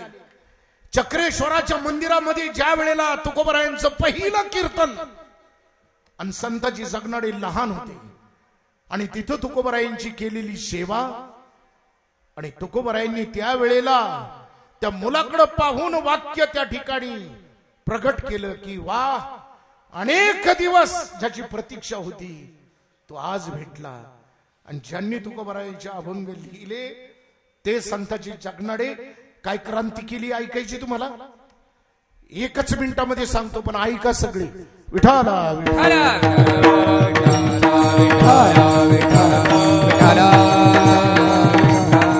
40,000ची फौज ज्या वेळेला चाकणवरती तुटून पडली, मंडळी ऐका, सगळं चाकण त्या ठिकाणी जाळून खाक केलं. लहान लहान मुलं सुद्धा घोड्यांच्या टापाखाली तोडून मारली गेली. आणि अशा वेळेला संताजी जगनाडेंची आई आपल्या माहेरी सुदुमऱ्याला काळेंच्या इथं गेली होती. पत्नी ही खेडला बाळंतपणासाठी गेली होती. आणि संपूर्ण वाड्याला आग लागली.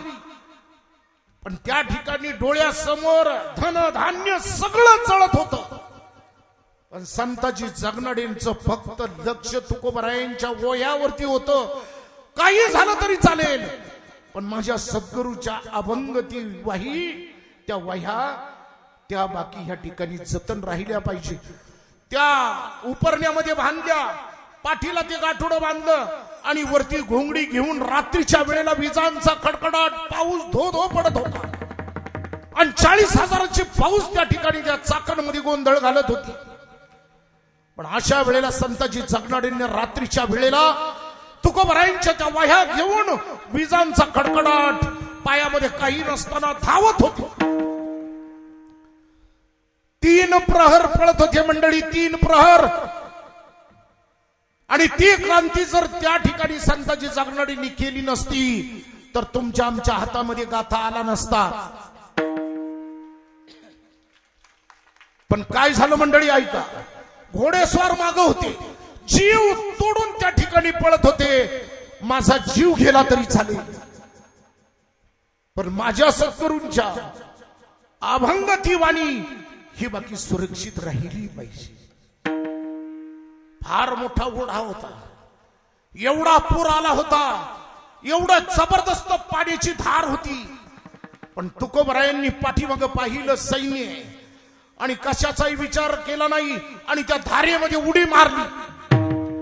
उडी मारल्याबरोबर पाण्यामधनं पलीकडे गेले आणि जे शिपाई मागे होते, एवढा प्रचंड प्रवाह होता, शिपाई पुढे आले नाही. पण सुदुंबऱ्यामध्ये पोहोचले आणि आई अंथरुणावरती शेवटचे क्षण मोजत होती आणि सांगितलं, आई घर दार धनधान्य सगळं गेलं, सगळं गेलं. चिखलानी माखलेलं सगळं शरीर भिजलेले.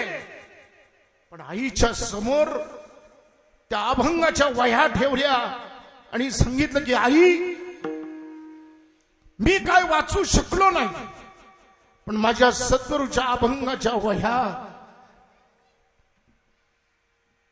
त्या बाकी मी या ठिकाणी आणल्या, त्या वाचवल्या. आणि ज्या वेळेला आईच्या समोर ते भिजलेलं गाठोडं सोडलं, पण एकही पानाला पाण्याने स्पर्श केला नव्हता. सगळ्या वह्या कोरड्या त्या ठिकाणी ठणठणीत होत्या. आणि ते पाहिलं आणि आईने सुद्धा प्राण सोडला.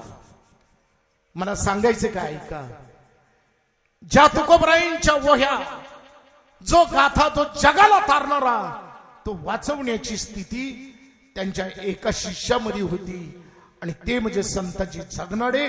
म्हणून चाकण आणि लोहगाव या 2 गावांचा तुकोबरायांचा जो संबंध होता तो फार आगळा वेगळा होता. विठ्ठल विठ्ठल.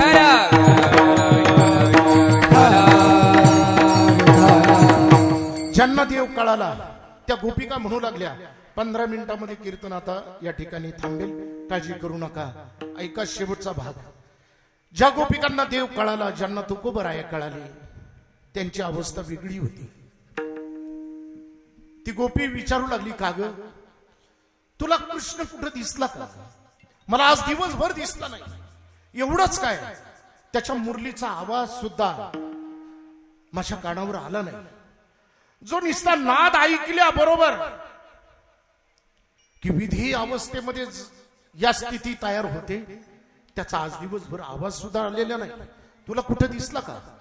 त्या ठिकाणी ती गोपिका म्हणते, कुठे शोध लावू बाई सख्या श्रीहरीचा, अजून कसा येईना बाई नाद बासुरीचा. नाही कुठे गोकुळात बाळ आणि गोपाळात, काना कोपरा पाहिला यमुने तीराचा, अजून कसा येईना बाई नाद बासुरीचा. आज काय त्याच्या बासरीचा आवाज आला नाही आणि आज त्याचं रूपही पाहिलं नाही आणि त्याच्यामुळे बेचैन झाल्या. ज्यांनी कृष्णावरती प्रेम केलं, ज्यांनी कृष्णाला जाणलं, त्यांच्या ठिकाणी प्रचंड मोठं प्रेम होतं. हरीच्या मुरलीवरी प्रीत जडे, कसली जीवाला भूल पडे,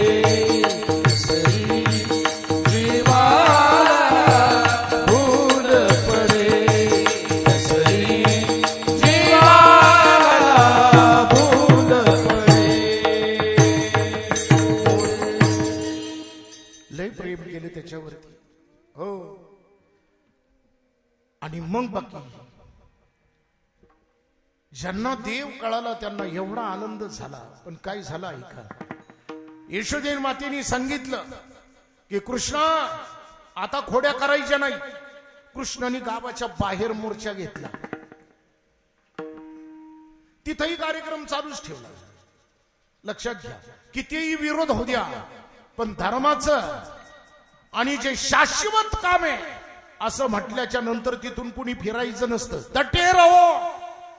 किती विरोध होऊ द्या पण जे चांगलं होत आहे त्याच्यासाठी त्याला कितीही सहन करावं लागलं तरी करावं. पण त्यांनी धर्माचं काम सोडू नये. विठाल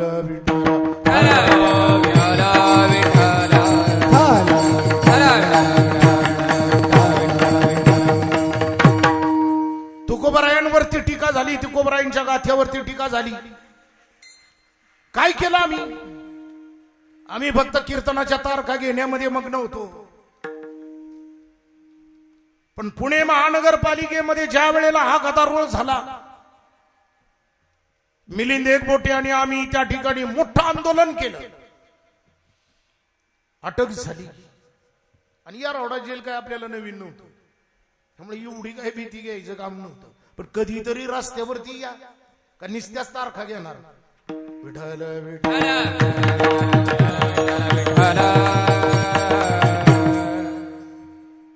मी ज्या वेळेला सभागृहामध्ये पहिल्यांदा गेलो नगरसेवक असतानाच सांगतो मला सगळ्या बाजूचा अनुभव आहे. आणि कामगारांच्या पगारावरती पहिला विषय मी तिथं मांडला.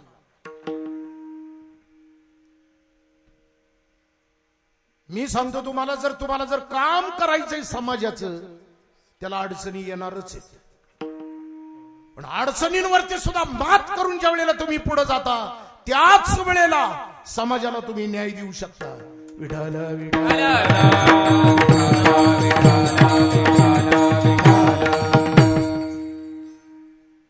आणि म्हणून घरामध्ये परंपरा पाहिजे, संस्कार पाहिजेत. माझ्या मुलीला कालच मंत्रालयामध्ये पुरस्कार मिळाला. हवेली तालुक्याची ती सभापती आहे. पण मला सांगायचंय काय ऐका. आम्हाला समाजाचं देणं आहे आणि ते आम्हाला इथं द्यायचंय. ही भूमिका आमच्या प्रत्येक शरीरातल्या रक्ताच्या थेंबा थेंबामध्ये पाहिजे. आणि तरच आम्ही या समाजाचं ऋण हे फेडू शकतो. विठ्ठल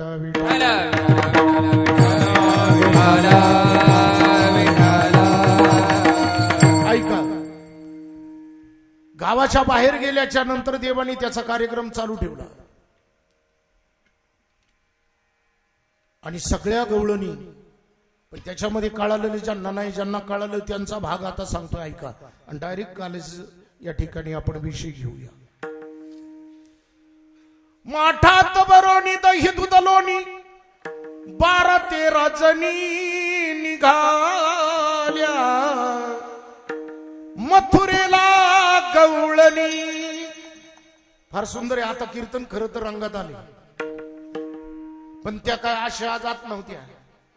आपल्या काल्याच्या कीर्तनाच्या दिवशी सगळ्यात सुंदर साड्या घालाव्या, अलंकार घालाव्या, नाकामध्ये नथी घालाव्या. हा आमच्या गावातला उत्सव आहे. लक्षात घ्या. पुतळ्या डोरलं साखळ्या पैंजन कमरेला कमर पट्टा. पुतळ्या डोरलं साखळ्या पैंजन कमरेला कमर पट्टा. नाकात नथ घालून मी सारा थाट माट करुणी, सारा थाट माट करुणी नेसली शालू पैठणचा. नेसली शालू पैठणचा. नेसली शालू पैठणचा. आज बाई बाजारचा दिवस काना भेटणार मला बाई खास. नाव ठेवू नका कुणी ग बाई बाई, नाव ठेवू नका कुणी. नाकात नथ घालून मी सारा थाट माट करुणी, सारा थाट माट करुणी. बर का. आणि म्हणून सगळ्या नटून थटून त्या ठिकाणी जायच्या. आणि मग बाकी यशोदा माता म्हटली, कृष्णा आता बास झालं, आता तू गाया घेऊन आपल्या रानामध्ये जा. कृष्ण आता त्या ठिकाणी रानामध्ये जाणार. सगळ्या गवळणी यशोदे मातेच्या अंगणामध्ये दाटी करू लागल्या, कारण कृष्ण आता दिवसभर दिसणार नाही. इतकं सुंदर कृष्णाचं रूप, ते कुरळे केस, त्या कुरळे केस त्या भाळीवरती रुळत असणारे, त्याच्यावरती शिवगंध, मोत्यांच्या माळा, मयूरपुष्य खोसलेलं, खांद्यावरती ती घोंगडी, सुंदर हातामध्ये काठी, सुंदर मोती कलरचं ते धोतर आणि पिवळ्या कलरचा तो पितांबर कसलेला तो देव इतका सुंदर त्या ठिकाणी ऐका. आणि ती छबी सगळ्या गोपिकांनी पाहिली. हो, सावळा देखियला नंदाचा सावळा, देखियला आनंदाचा. तो भगवंत पाहिला, तो सावळा रंग त्याचा, त्याचं ते रूप पाहिलं. आणि ऐका, कृष्ण आता त्या गाया घेऊन वनामध्ये आला.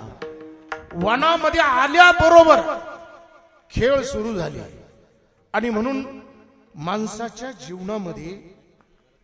जीवनामध्ये एक तरी हस्तकला पाहिजे, एक तरी कुठलं स्पोर्ट्स पाहिजे. काही लोकांना, काही मुलांना विचारलं की काय येतं तुला, म्हणजे काहीच येत नाही. कुठला खेळ म्हणले, एक बी खेळलो नाही. काय हस्तकला म्हणले, ते बी नाही येत. म्हणलं गायला, ते बी नाही येत. मग म्हटले आता तुला कामाला तरी कुठं लावायचं, आपलं घरी जा. म्हणून एक लक्षात घ्या, माणसाला कुठलं तरी एखादं वाद्य किंवा गाता यायला पाहिजे, माणसाला एखादी हस्तकला यायला पाहिजे, आणि माणसाला एखादं स्पोर्ट्स म्हणजे एखादा खेळ हा त्याच्या जीवनामध्ये पाहिजे. आणि ज्याच्या जीवनामध्ये खेळ नाही त्याच्या संसारात मेळ नाही. विठाला विठ्ठल विठ्ठल विठ्ठल विठ्ठल विठ्ठल विठ्ठल विठ्ठल. तुम्हाला सांगू का, कुस्ती ही अशी आहे, पवित्र बदलला की डाव बदलतो. तसं संसारामध्ये एखादा विषय आला की आपल्याकडे त्याच्याविषयी डाव तयार पाहिजे, अन्यथा आपण त्या ठिकाणी यशस्वी ठरत नाही. म्हणून खिलाडू वृत्ती पाहिजे, लक्षात घ्या, खिलाडू वृत्ती पाहिजे. पण बऱ्याच लोकांच्या जीवनामध्ये खेळ नाही, संगीत नाही. काही एखाद्याला जर हिंदी गाणं म्हटलं तरी सुद्धा येत नाही. आणि म्हणून तसं नाही, एक लक्षात घ्या, कुठलं तरी. आणि ती खेळ झाली सुरू.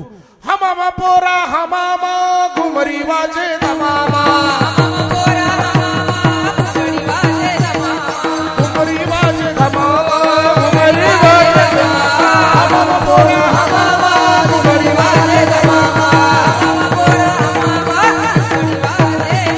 हो. एक खेळ संपला. आता या खेळाचं महत्व सांगायचं म्हणलं तर अर्धा तास जातो, त्यामुळे मी सांगत नाही. दुसरा खेळ सुरू झाला. अबक तुबक तिबक पोरा त्रिगुण खेळ मांडो, अबक तुबक तिबक पोरा त्रिगुण खेळ मांडो. खेळ विटी दांडू, खेळ विटी दांडू, खेळ विटी दांडू, खेळ विटी दांडू. अबक तुबक तिबक पोरा त्रिगुण खेळ मांडो, अबक तुबक तिबक पोरा त्रिगुण खेळ मांडो. रजतम सत्व या 3 गुणांचा खेळ आपल्या शरीरामध्ये. आता तेही सांगत नाही. महिलांसाठी शेवटचा खेळ. आणि आता खेळ थांबतील आणि काल्याकडे वळूया. खेळ भवराग बाई भवराग बाई भवराग बाई भवराग, खेळ भवराग बाई भवराग बाई भवराग बाई. या राधिकेचा नवरा, या राधिकेचा नवरा, या राधिकेचा नवरा, या राधिकेचा नवरा. फिरे गर गर गर गर गर.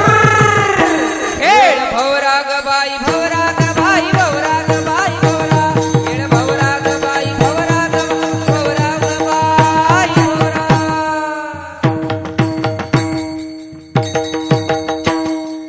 आपला भाऊराज आहे. ते फिरत राहतात. सुंदर या खेळाचा अर्थ फार सुंदर आहे. ते देवाने खेळले, सगळे दमले आणि म्हटले की प्रत्येक वेळेला आपण खेळ खेळतो आणि राज्य आपल्यावरच येते. आणि कृष्णावर कधीच राज्य येत नाही. आणि ज्याच्यावर राज्य आलं त्यांनी एअरपोर्टचे ना त्याच्याही पलीकडे गाय गेलेल्या या रावड्याच्या पार सीमेवर, आणि त्या दुपारच्या वळून आणायच्या. ज्याच्यावर राज्य आलं त्यांनी. आता तो साधा तकाट आहे का? बरं त्या गाया तुमच्या आमच्या सारख्याच होत्या. कानोबा ओढाळ तुझ्या गाई, कानोबा ओढाळ तुझ्या गाई, ओढाळ तुझ्या गाई, कानोबा ओढाळ तुझ्या गाई. हो, त्या कळंबाखाली, ओ त्या कळंबाखाली, शिव्या देते तुझी आई, शिव्या देते तुझी आई. ओढाळ तुझ्या गाई, ओढाळ तुझ्या गाई, कानोबा ओढाळ तुझ्या गाई, ओढाळ तुझ्या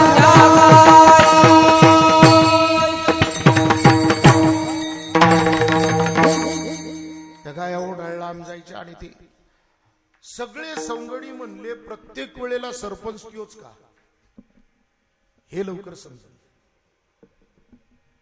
प्रत्येक वेळेला सरपंच त्योच कशाला? नाही, हे सगळीकडेच आहे. अरे का ऐका बरं का. पण मला या ठिकाणी एक सांगायचंय की त्या पदावर जाण्यासाठी आपल्यामध्ये आपली क्षमता ज्या वेळेला वाढवतो आपण, त्याच वेळेला त्यांनी त्या माणसाने ती अपेक्षा करावी, अन्यथा करू नये. आपला रोज अधिकार वाढावा असं अनुकरण, असा विचार आणि असा आचार ज्या वेळेला होईल त्यावेळेला त्यांनी अपेक्षा करावी. चला जाऊ द्या, सगळ्यांनी एकी केली म्हणजे काही झालं तरी झालं पाहिजे, याच्यावर राज्य आलं पाहिजे. आणि आलं ना देवावर राज्य. देव रडायला लागला, म्हणले अरे याच्याशी बोलू नका कोणी, याची गुरं सुद्धा बाजूला काढा. कुणीच बोलायचं नाही, कट्टी घ्या, याची गुरं बाजूला काढा. असं बऱ्याच गावात होतं. कान्होबा कान्होबा कान्होबा कान्होबा कान्होबा निवडिया फुली गोधने, निवडिया फुली गोधने, कान्होबा निवडिया फुली गोधने, निवडिया फुली. हो, सुंदर चिंतन आहे. काल्याचं कीर्तन किमान 3 तास असतं आमच्याकडे, तुमच्याकडे नसत. म्हणून ऐका बरं का. आणि मग देवावर राज्य आलं, देव रडायला लागला. सगळे म्हणले अरे देवा रडू नको, चल. कशाला रडतो? कान्होबा खेडाव जाऊ नको रडी रे, कान्होबा खेडाव जाऊ नको रडी रे, कानोबा खेळा जाऊ नको रडी रे, कान्होबा खेळा जाऊ नको रडी रे. खेडाव जाऊ नको रडी, कान्होबा खेडाव जाऊ नको रडी रे, खेळा जाऊ नको रडी, कानोबा खेळा जाऊ नको रडी. कान्होबा खेडाव जाऊ नको रडी रे, कानोबा खेळा जाऊ नको रडी रे, कानोबा खेळा रडी रे, कानोबा खेळा जाऊ नको. ओ रडी रे. खेळामध्ये शेवटपर्यंत टिकला पाहिजे. आणि जो टिकला तो शिकला. म्हणून ऐका, सगळे दमले आणि कृष्णाला म्हणू लागले की देवा आता फार भुका लागलेल्या आहेत. आता हेची जेवू सवे घेऊ निसी दोरी, सवे घेवो निसी दोरी, हरिनामाचा खिचडी काला. ऐका बर का, तो काला स्वर्गातही नाही, अमेरिकेमध्ये आणि पाकिस्तानमध्ये तर अजिबात नाही, तो फक्त भारतामध्येच बर का. पण काला हाही असावा. काला कशाला म्हणायचं? ऐका, जीव आणि शिव याचं ऐक्य, तिथं तो काला होतो. हे प्रतीक आहे. लाह्या आणि दही हे प्रतीक आहे. पण साधन करत करत जीव आणि शिवाचं मिलन व्हावं त्याला काला म्हणतात. जीव ऐक्य ब्रह्मज्ञान ज्या ठिकाणी प्राप्त होतं त्याला काला म्हणतात. आणि अजून एक सुरेशराव ऐका, काला कशाला म्हणतात? भिंगुरटी कीटका धरीते कुंडुरटी बिंदी मास करीते स्मरण समय ध्यान करी भिंगुरटीचे भ्रमरीचे द्यासे भ्रमरीचे होईचे कीटकत्वजाय पालटोनी ब्रह्म द्यासे ब्रह्मीची होईचे जीवित्व लोपीचे सहजेची याला काला म्हणतात. समजलं नाही ना? नंतर कधी बघू. पण याला काला म्हणतात. आणि हा काला ज्या वेळेला होतो त्यावेळेला प्रचंड आपल्यामध्ये बदल होतो. आपली सात्विक वृत्ती तयार होती आणि त्या सात्विक वृत्तीमध्ये आपलं आचरण आणि विचार अत्यंत सुंदर होतात. आणि तो आचार विचार जगाला त्या ठिकाणी आपण देत राहतो. आणि म्हणून स्वय तरुणी जनाशी तारी हे तो ज्ञानाची आगाध थोरी ते मेदी दले तुझ्या करी जन उद्धरी उद्धवा. त्याला सांगितलं की आता जग उद्धरण्याचं काम हे तुझं आहे. आणि ह्याला ते काला म्हणतात. ज्ञानेश्वर माऊली ज्ञानराज माऊली ज्ञानेश्वर माऊली ज्ञानराज ज्ञानेश्वर माऊली ज्ञानेश्वर माऊली ज्ञानराज माऊली महाराज ज्ञानेश्वर माऊली ज्ञानराज माऊली ज्ञानेश्वर